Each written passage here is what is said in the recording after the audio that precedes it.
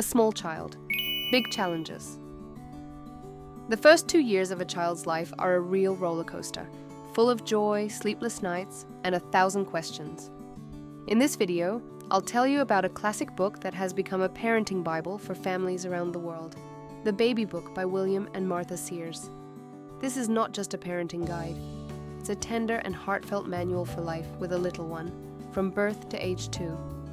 Written by Dr. William Sears, an experienced pediatrician, and his wife Martha, a nurse, lactation consultant, and mother of 8 children, this book is rooted not in theory, but in years of both professional and real-life parenting experience.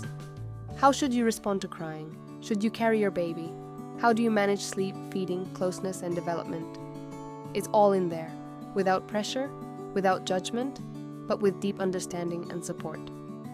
Stay with me until the end, because this book can truly transform your parenting journey into one that's calmer, more intuitive, and simply more beautiful. Is it possible to raise a happy and confident child with love and calmness, without unnecessary stress, piles of parenting books, and sleepless nights? If you're currently holding a newborn in your arms, or you've just begun your parenting journey, this video is for you. We'll tell you about simple, natural ways to build a strong bond with your baby from the very first moments of life. You'll learn how closeness, tenderness, and mindfulness can help your child grow up healthy and calm, without pressure or tension. You'll discover, among other things, why skin-to-skin contact after birth is so important, what sleeping like a baby really means, how the first hour after birth affects the rest of a child's life, why babies often wake up at night, and why that's actually good news, how your daily tenderness supports your baby's brain development, and how to find a balance between caring for your baby and keeping your own peace of mind. This video isn't a collection of strict rules. It's a warm, supportive guide for parents who want to raise their children with heart. Stay with us until the end, and you'll see that being a good parent doesn't mean being perfect. The first moments with your newborn, a foundation of bonding and security. The moment your baby enters the world changes everything. The long wait is over, and you're holding your little one in your arms. These first moments have a profound impact on how your baby will experience safety, warmth, and closeness. One of the most important gestures you can make at that time is skin-to-skin contact right after birth. Holding your baby against your chest helps regulate their body temperature, steady their breathing, and encourage the first attempts at breastfeeding. Newborns naturally seek out their mother's breast, and early feeding brings them comfort, while also stimulating the release of oxytocin, a hormone that supports uterine contraction and reduces the risk of postpartum bleeding. The first hour of life, often called the golden hour. The first hour after birth, often referred to as the golden hour, is a crucial time for calmly building a bond without rush or interruptions. Research shows that babies who can stay close to their parents right after birth adapt more easily to the new environment, cry less, and feel more secure. That's why the American Academy of Pediatrics recommends delaying routine procedures, such as weighing, measuring, or administering vitamin K, at least until after the baby's first feeding. This way, the newborn's earliest experiences are associated with closeness and calm, not stress. Building a strong relationship doesn't stop after the first hour. It continues through the following days and weeks. Close physical contact, responding to your baby's needs, and learning to recognize their signals all help create a strong and secure attachment. Even if early separation occurs, for example, due to a cesarean section or medical complications, there are still ways to build a deep bond. The father can take the first opportunity to hold the baby. Skin-to-skin contact can be initiated as soon as possible, and even in the operating room, visual and tactile contact can be maintained. All of these steps help strengthen the connection and boost both parents' confidence. These early experiences lay the foundation for your child's emotional and physical well-being. From the very beginning, it's worth prioritizing closeness, tenderness, and mindful responses to your baby's needs. It's the best start in life you can offer. The first weeks with your newborn. What to expect. The first days and weeks with your newborn are filled with emotions, surprises, and many new experiences. Your baby is just beginning to learn how to live outside the womb, and you are stepping into a brand new role, the role of a parent. Knowing what is typical and natural during this time can help you approach many situations with more calm and confidence. Newborns often breathe irregularly. They may take short pauses between breaths, which can seem alarming but is completely normal. Sneezing, unusual breathing sounds, or occasional choking reflexes are also common. These are ways your baby clears their airways and gets used to breathing air. If your baby seems to have a stuffy nose, the cause is usually not an infection, but rather dust, traces of milk, or fibers from fabrics. That's why it's important to avoid irritating smells and ensure a clean, smoke-free environment. Your baby's first weeks, digestion, spit up, and skin changes. The digestive process also changes rapidly. Your baby's first stools, called meconium, are dark and sticky in appearance. However, within a few days they become yellow and soft, especially in breastfed babies. Babies who are formula-fed usually have slightly firmer and darker stools. At first, bowel movements can be very frequent, although some breastfed infants may go a day or two without a stool, and this is still considered normal. Spitting up is a common issue in newborns and is usually not a cause for concern. To help reduce it, try feeding your baby in a semi-upright position, take breaks for burping, and avoid moving your baby too vigorously after a meal. However, if the spit up is green in color, occurs in large amounts, or if your baby is losing weight, consult your pediatrician. Your baby's skin also undergoes many changes. It may peel, develop small pimples, or show acne-like spots. These are usually temporary and don't require treatment. Some birthmarks will fade on their own, while others may last a lifetime. If redness or a rash appears in the diaper area, frequent diaper changes, allowing the skin to air out, and using a protective cream can help. By understanding these natural changes, you'll be able to respond to your baby's needs with greater calm and confidence. These first weeks go by quickly, and most of your worries will ease as you get to know your little one and their unique needs. Breastfeeding in practice. Navigating everyday life with your baby. Breastfeeding is one of the most natural and effective ways to support your baby's development while also helping the mother recover after childbirth. While it offers many benefits, it's also a personal choice and may not suit every lifestyle. Still, understanding how lactation works and how to manage common challenges can make breastfeeding more comfortable and better suited to your individual needs. During breastfeeding, a woman's body focuses on milk production, drawing from its own nutritional stores. This typically means needing around 300 to 500 extra calories per day, but the quality of the diet is even more important than quantity. Meals rich in whole grains, protein, and healthy fats support both milk production and the mother's energy levels. Concerns about weakened bones during breastfeeding are generally unfounded. Most women regain their bone density after weaning, and some even end up with stronger bones than before pregnancy. Omega-3 fatty acids, especially DHA, play a key role in the baby's brain development, so including oily fish or supplements in the diet is highly recommended. Some babies may show signs of sensitivity to what their mother eats. Common culprits include dairy, caffeine, or certain vegetables. If you notice a clear link between your diet and your baby's behavior, try eliminating the suspected item for 2 weeks to see if there's improvement.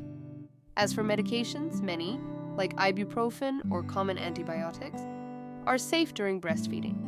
Instead of stopping breastfeeding, it's best to consult a doctor who is knowledgeable about lactation. Breastfeeding also requires daily logistics. Breastfeeding also involves practical planning in everyday life. Staying well hydrated, wearing comfortable nursing-friendly clothes, and using a good quality breast pump can all make the process much easier. For many mothers returning to work, breastfeeding can still continue. It just takes establishing a pumping routine during the day and continuing to breastfeed at home. With the right mindset and support, breastfeeding can be flexible and adapted to the realities of daily life. Even if challenges arise, it's important to remember that breastfeeding is not just a way to nourish your baby. It's also a unique and powerful way to build closeness and connection. Babywearing, supporting your baby's development and easing daily life for parents. In Balinese culture, infants are carried by their caregivers for the first 6 months of life. They are not placed on the ground. This constant closeness helps babies feel safe, surrounded by love and tenderness. It's a natural form of care that has been practiced for centuries and responds to a baby's most basic needs. Regularly carrying your baby not only soothes and calms them, but also makes everyday life easier for parents. Babies who are carried close to the body tend to cry less.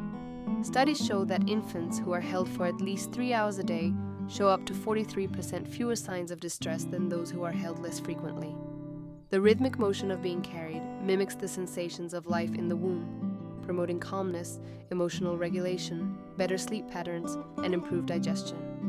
Moreover, a baby carried in a sling or wrap not only feels secure, but is also more engaged with the surrounding world, listening to voices, observing faces, and learning through experience.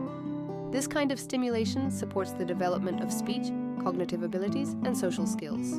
Baby wearing deepens the bond and supports everyday life. Close contact during baby wearing also deepens the emotional bond between parent and child. Physical closeness promotes the release of oxytocin, the bonding hormone, which strengthens emotional connection and helps parents better understand their baby's needs. Additionally, baby wearing can make breastfeeding easier.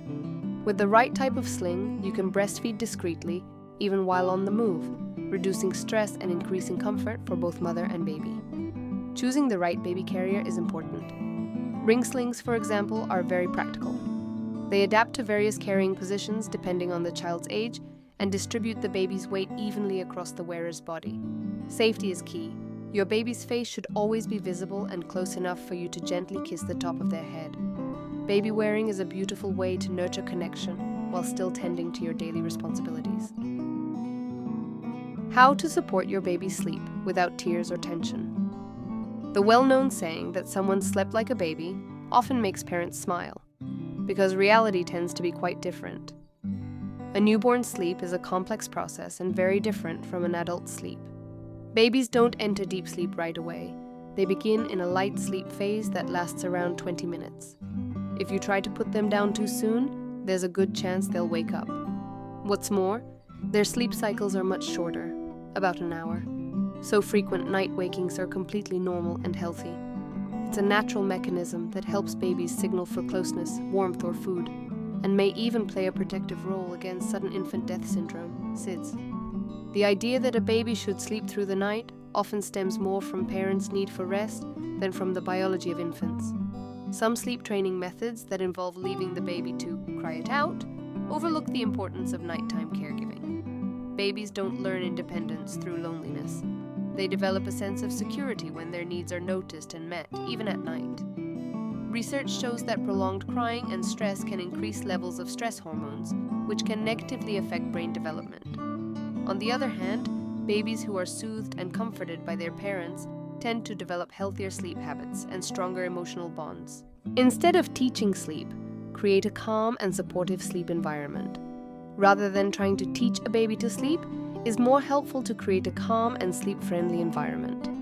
Babies who are carried during the day, fed according to their needs, and supported by consistent evening routines generally sleep more peacefully. Cuddling, rocking, baby wearing, nursing to sleep, or taking a stroller walk are all natural ways to help your baby wind down before bedtime. Additional support can come from white noise, a warm bath, or simply having a parent nearby during the night. All of these can help reduce night wakings. There's no single right method. Each baby and each family has unique needs. Some babies sleep better in a crib, while others feel more secure sleeping right next to mom or dad. The most important thing is to find an approach that ensures restful sleep for everyone in the household. Waking at night is a natural part of a baby's development, not a problem to be fixed. When you respond to your baby's needs with patience and love, you support their growth and build a deep, lasting bond of trust, one that will benefit your child for a lifetime. Growing together. How to develop alongside your child. A child does not grow or learn in isolation. Every step in their development is closely connected to how you respond to their needs. The more sensitive and present your care is, the easier it is for your child to move through each developmental stage. But growth isn't just something that happens to your child. It also happens to you. As your child gains new skills, you learn to better understand their signals, emotions, and personality.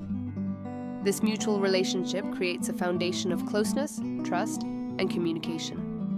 From the very first moments of life, the relationship between you and your child has a real impact on their development. Your child is not passive. They actively shape how they are raised, just as you shape their behavior. When a newborn cries, they're trying to communicate something.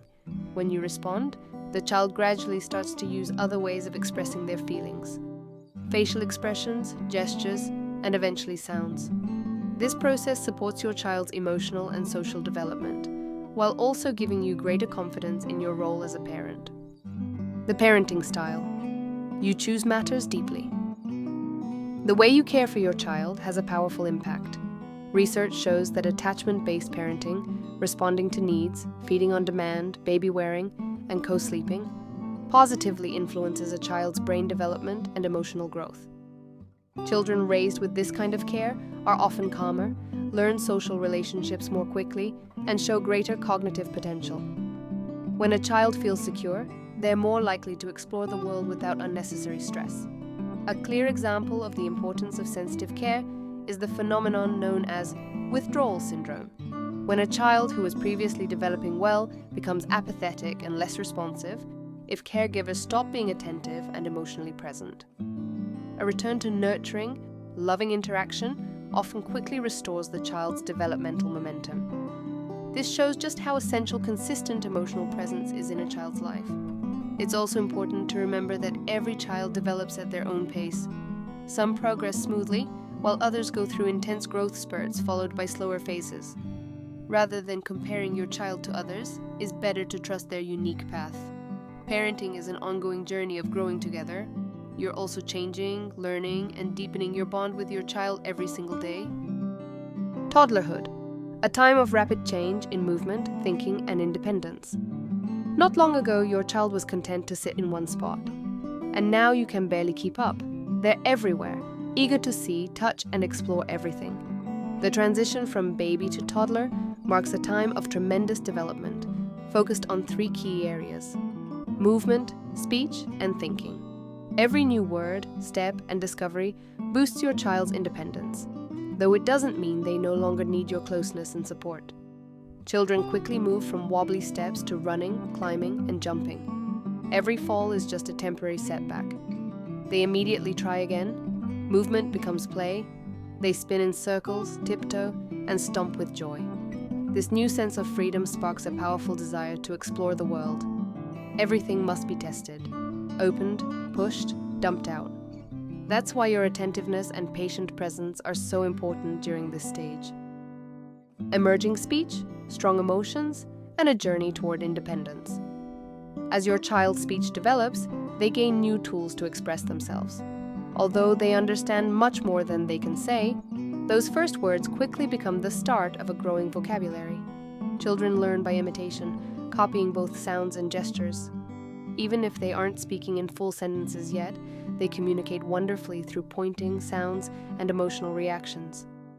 These early conversations are not only joyful but also essential for language development. With increasing independence comes strong emotions. Toddlers want to act on their own, but they still need your support and a sense of security. Excitement can easily turn into frustration when something doesn't go as planned, which often leads to tantrums. A calm, predictable routine and gentle boundary setting help your child navigate these emotional ups and downs. During this stage, growth slows down, and so does appetite. Picky eating is perfectly normal. Rather than forcing your child to eat, it's better to offer a variety of flavors and allow them to decide how much to eat. This encourages a healthy relationship with food and teaches them to listen to their body's cues. This is a unique stage, full of challenges, but also full of joy. By giving your child the space to explore the world, staying close, and responding with understanding, you help them grow in harmony, with courage, curiosity, and trust in themselves and in you. Closeness, tenderness, and mindfulness.